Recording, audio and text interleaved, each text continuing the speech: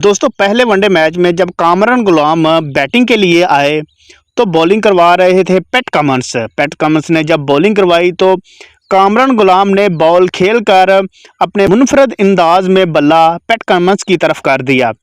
तो PAT Cummins ने भी इस बात को खुशगवार मूड में हंसते हुए इग्नोर कर दिया, लेकिन कमेंट्री बॉक्स में बैठे डेविड वार्नर को ये बात अच्छी ना लगी और उनके पेट में दर्द उठना शुरू हो गया। वीडियो में आगे जाने से पहले आपसे एक छोटी सी गुजारिश है कि चैनल को सब्सक्राइब करना मत भूलें। कामरान गुलाम ने मुल्तान टेस्ट में भी सेंचुरी बनाकर इसी तरह इंग्लिश बॉलर की तरफ बल्ला किया था, ये उनका स्टाइल है। लेकिन कमेंट्री बॉक्स में बैठे डेविड वार्नर को उनका ये स्टाइल कतई पसंद ना आया।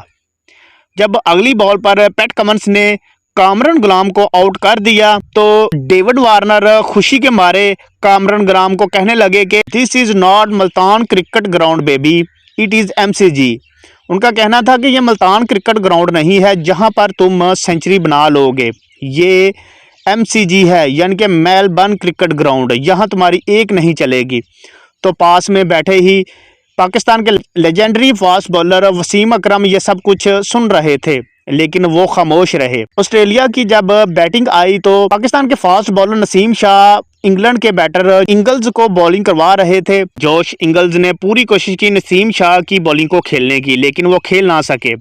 तो वहां पर पाकिस्तान के साबका फास्ट बॉलर और लेजेंडरी फास्ट बॉलर वसीम अकरम ने मौके पर चौका दे मारा। उन्होंने कहा कि this is not IPL bowler baby, this is Pakistani bowlers. जब वसीम अकरम ने यह फिक्रा बोला तो इस वक्त डेविड वार्नर कमेंट्री बॉक्स छोड़कर चले गए थे, लेकिन दो और ऑस्ट्रेलिया के कमेंटर वसीम अकरम के साथ कमेंट्री कर रहे थे।